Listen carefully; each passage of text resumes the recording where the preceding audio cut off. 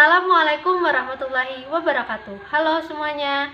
Perkenalkan, nama saya Zahratul Husna dari kelas 36 dengan NPM 306-205-6083. Di sini saya akan menjelaskan materi tentang landasan pendidikan dan asas-asas pendidikan serta penerapannya dalam kegiatan pembelajaran. Video ini saya buat untuk memenuhi tugas mata kuliah dasar-dasar kependidikan dengan dosen pengampu Ibu Yulianti Hidayah SP MPD. Pertama, saya akan menjelaskan materi tentang landasan pendidikan.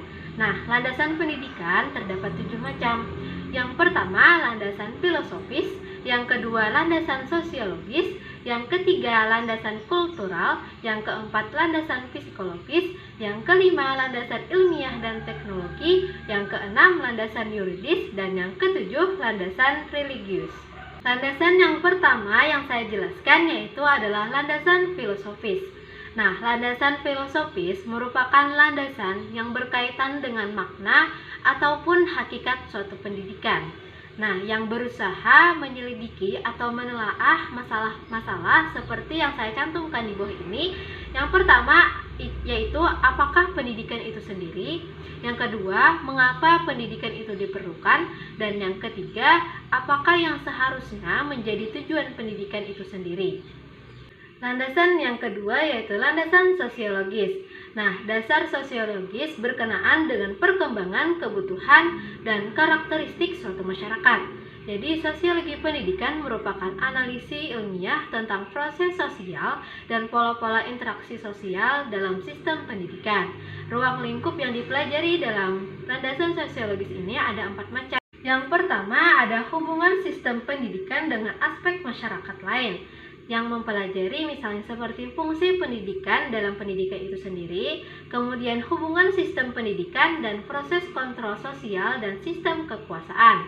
Kemudian ada juga fungsi pendidikan dalam memelihara dan mengontrol proses sosial dan perubahan kebudayaan.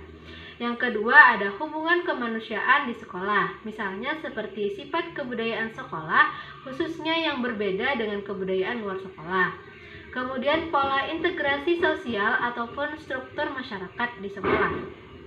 Ketiga ada pengaruh sekolah pada perilaku anggotanya seperti peran sosial guru, sifat kepribadian guru, ataupun pengaruh kepribadian guru itu sendiri terhadap tingkah laku siswanya.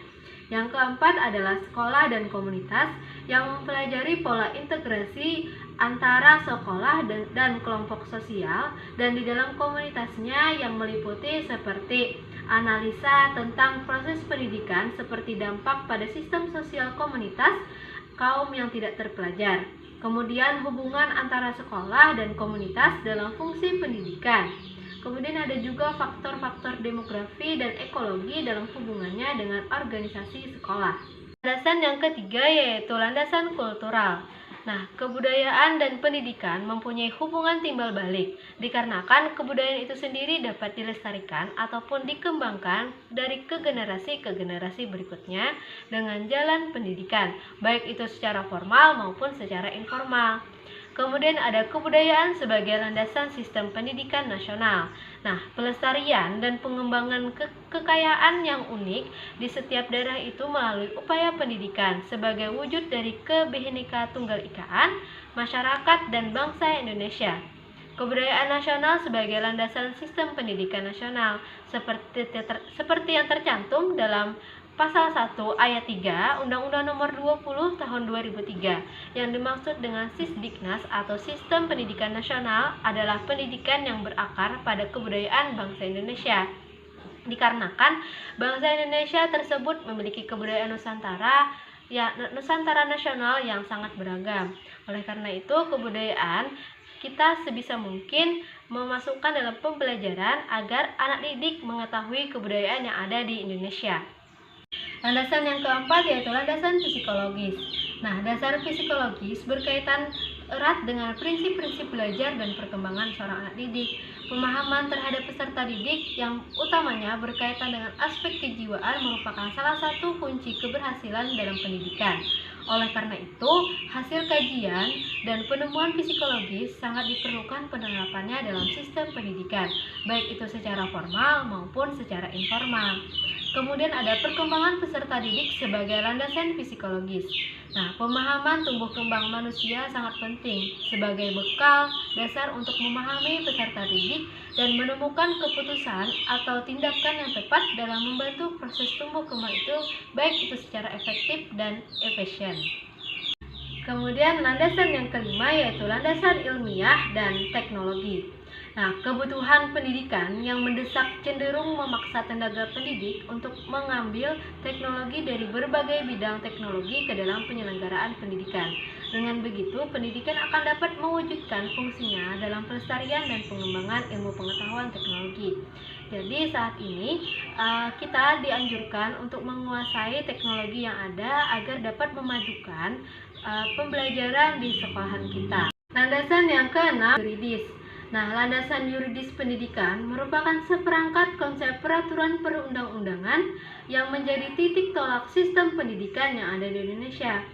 Yang menurut Undang-Undang Dasar 1945 meliputi Undang-Undang Dasar Republik Indonesia, Ketetapan MPR, Undang-Undang Peraturan Pemerintah Pengganti Undang-Undang, Peraturan Pemerintah, Keputusan Presiden, Peraturan pelaksanaan lainnya, seperti peraturan menteri, instruksi menteri, dan lain-lain.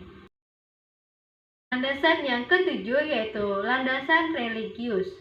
Landasan religius ini sangat penting dalam pendidikan, dikarenakan negara kita adalah negara yang mengakui adanya Tuhan. Sebagaimana bunyi Pancasila yang pertama yaitu ketuhanan yang Maha Esa. Jadi, pendidikan itu tidak boleh keluar dari larangan agama ataupun menentang agama yang kita anut masing-masing. Kemudian materi yang kedua yaitu ada asas-asas pendidikan. Nah, asas-asas pendidikan ini terdiri dari 3 asas. Asas pertama yaitu asas Tuturi Handayani, asas yang kedua asas belajar sepanjang hayat, dan yang ketiga yaitu asas kemandirian dalam belajar. Asas yang pertama yang saya jelaskan yaitu asas Tuturi Handayani.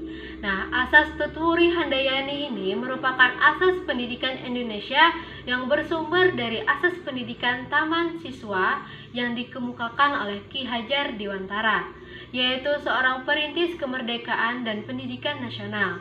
Nah, Tuturi Handayani sendiri memiliki makna. Yang pertama yaitu ada tuturi, yang berarti mengikuti perkembangan sang anak dengan penuh perhatian berdasarkan cinta kasih dan tanpa pamrih. Kemudian ada Handayani, yang berarti mempengaruhi dalam arti merangsang, memupuk, membimbing, dan menggairahkan anak agar sang anak mengembangkan pribadi masing-masing melalui disiplin pribadi. Nah, asas Tuturi Handayani sendiri bermakna bahwa setiap orang berhak mengatur dirinya sendiri dengan berpedoman kepada tata tertib kehidupan yang umum. Menurut asas ini, dalam penyelenggaraan pendidikan, seorang guru merupakan pemimpin yang berdiri di belakang dengan bersemboyan Tuturi Handayani, yaitu tetap mempengaruhi dengan memberikan kesempatan kepada anak didik untuk berjalan sendiri dan tidak terus-menerus dicampuri ataupun diperintah ataupun dipaksa. Guru hanya wajib menyingkirkan segala sesuatu yang merintangi jalannya, yang merintangi jalan seorang anak peserta didik, serta hanya bertindak aktif dan mencampuri tingkah laku ataupun perbuatan anak apabila anak tersebut tidak dapat menghindarkan diri dari berbagai rintangan. Dapat dikatakan bahwa asas Tuturi Handayani ini merupakan cikal bakal dari pendekatan atau cara belajar siswa aktif. Asas yang kedua yaitu asas belajar sepanjang hayat. Manusia adalah makhluk yang tidak pernah sempurna. Dia selalu berkembang mengikuti perkembangan yang terjadi di lingkungan kehidupannya atau di lingkungan sekitarnya. Kemajuan ilmu dan teknologi yang amat pesat, terjadi juga perubahan yang amat pesat terhadap kehidupan kita. Nah, akibatnya, apa yang dipelajari oleh seseorang beberapa tahun yang lalu dapat menjadi tidak berarti lagi ataupun tidak bermanfaat lagi. Hal itu disebabkan dikarenakan yang telah dipelajari beberapa orang tahun lalu sudah tidak relevan lagi bagi dengan berbagai masalah kehidupan yang saat ini. Jadi, Penerapan dari kemajuan ilmu dan teknologi amat pesat tersebut ialah seseorang dituntut untuk mau dan mampu belajar sepanjang hayat. Asas belajar sepanjang hayat merupakan sudut pandang dari sisi lain terhadap pendidikan seumur hidup. Nah, ini sesuai dengan hadis Nabi Muhammad SAW yang sudah tidak asing lagi didengar oleh kita. Beliau bersabda, yang artinya tuntutlah ilmu dari buayan sampai meninggal dunia. Jadi, orang-orang Islam telah lama mengenal konsep belajar sepanjang hayat. Ini jauh sebelum orang-orang Barat mengangkatnya. Nah, pendidikan seumur hidup adalah pendidikan yang harus meliputi seluruh hidup setiap individu, kemudian mengarahkan kepada pembentukan, pembaharuan, peningkatan dan penyempurnaan secara sistematis pengetahuan, keterampilan, dan sikap yang dapat meningkatkan kondisi hidup seseorang. Kemudian asas yang ketiga yaitu asas kemandirian dalam belajar. Nah, kemandirian dalam belajar dapat dikembangkan dengan menghindari campur tangan seorang guru. Namun, guru harus selalu siap sedia untuk membantu apabila diperlukan oleh peserta didik. Nah, perwujudan dari asas kemandirian dalam belajar akan menempatkan seorang guru dalam peran utama, yaitu sebagai fasilitator, informator, dan motivator. Nah, beberapa strategi belajar mengajar yang dapat mengembangkan kemandirian peserta didik dalam belajar yaitu yang pertama yaitu cara belajar siswa aktif atau CBSA, yang kedua belajar dari modul, paket belajar, dan sebagainya. Yang ketiga, belajar dengan didukung oleh suatu pusat sumber belajar atau PSB yang memadai. Materi yang ketiga yaitu penerapan asas-asas pendidikan dalam kegiatan pembelajaran. Yang pertama yaitu ada keadaan yang ditemui. Dalam kaitan penerapan asas Tutwuri Handayani dapat dikemukakan beberapa keadaan yang ditemui. Yang pertama yaitu peserta didik mendapat kebebasan untuk memilih pendidikan dan keterampilan yang diminatinya di semua jenis, jalur maupun jenjang pendidikan yang disediakan oleh pemerintah. Yang kedua, peserta didik mendapat kebebasan untuk memilih pendidikan kejuruan yang diminatinya agar dapat mempersiapkan diri untuk memasuki lapangan kerja bidang tertentu yang diinginkannya. Yang ketiga, peserta didik memiliki kecerdasan yang luar biasa, diberikan kesempatan untuk memasuki program pendidikan dan keterampilan sesuai dengan gaya dan irama belajarnya.